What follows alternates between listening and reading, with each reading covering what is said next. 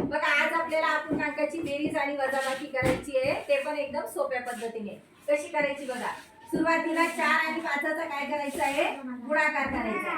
4 पंचे 20, अंशाच्या जागेवर लिहायचं. नंतर 7चा आणि 3चा गुणाकार करायचा आहे. 7 3 21, आणि काय करायचं आपल्याला, बेरीज करायची. म्हणून बेरीजचं चिन्ह मांडायचं. 7 3 21. आता खालच्या छेदांचा गुणाकार करायचा आहे. 7 5 25. आता बेरीज करायची वरच्या अंशाची.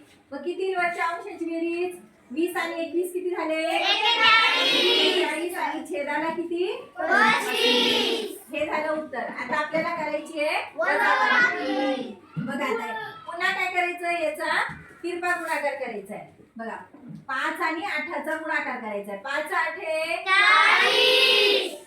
नंतर 7 आणि 3चा गुणाकार करायचा आहे. 7 3 21. आणि चिन्ह कसं चिन्हायचं आता, वजाबाकी करायची. म्हणून वजाचं चिन्ह द्यायचं. 7 3 21. आणि छेदाचा गुणाकार करायचा. 7 8 56. आता 40 मधून 21 गेले किती राहतील, 19 राहतील. आणि भागिले 56. आता करायचं आपल्याला अपूर्णांकाचा गुणाकार. अपूर्णांकाचा गुणाकार करत असताना फक्त अंश आणि अंशाला गुणायचं आणि छेदानी छेदाला गुणायचं. म्हणजे वरच्याचा अंशाचा गुणाकार आणि छेदाचा गुणाकार. बघा 7 8 56. आणि ते अंशालाच लिहायचे. नंतर 10 5 आणि ते लिहायचे छेदाला. किती सोपा आहे की नाही गुणाकार, अंश अंश आणि छेदा छेदाचा. आता भागाकार पण बघा. भागाकार करत असताना काय करायचं, आता आपल्याला याची व्यस्त करायची असते. वरती 5 आणि खाली 3 आणि मध्ये गुणाकाराचं चिन्ह. बघा 8/11 आणि भागाकाराचं चिन्ह बदलून काय करायचं, गुणाकाराचं लिहायचं. आणि याची काय करायची, व्यस्त. व्यस्त म्हणजे काय, जो छेद आहे तो अंशाला घ्यायचा आणि अंश आहे तो छेदाला घ्यायचा. मग खाली छेद कोण आहे, त्याला वर घ्या अंशाच्या जागेवर. आणि अंश कोण आहे, 3. मग 3ला खाली घ्या छेदाच्या जागेवर. मग आपण चिन्ह बदललं इथं. भागाकाराचं इकडे काय झालं, गुणाकार. आणि अंश आणि छेद बदलले, आपण व्यस्त केलं.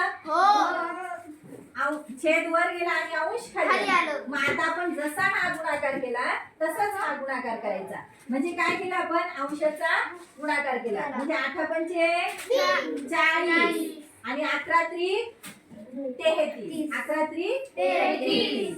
समजला बेरीज वजाबाकी गुणाकार भागाकार.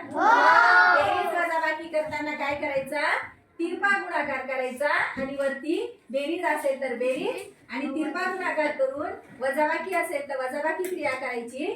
आणि गुणाकारामध्ये काय करायचं बघा, वरच्या अंशाचा गुणाकार आणि खालच्या छेदाचा गुणाकार. आणि भागाकार करत असताना आपल्याला भागाकार चिन्ह काढून गुणाकार मांडायचं. आणि या अपूर्णांकाची व्यस्त करायची. आणि नंतर आपण जो अपूर्णांक गुणाकाराचा जो नियम आहे तो इथं लावायचा. अंशाचा अंश गुणाकार करायचा आणि छेदाचा छेदाशी गुणाकार करायचा आणि उत्तर काढायचं. समजलं?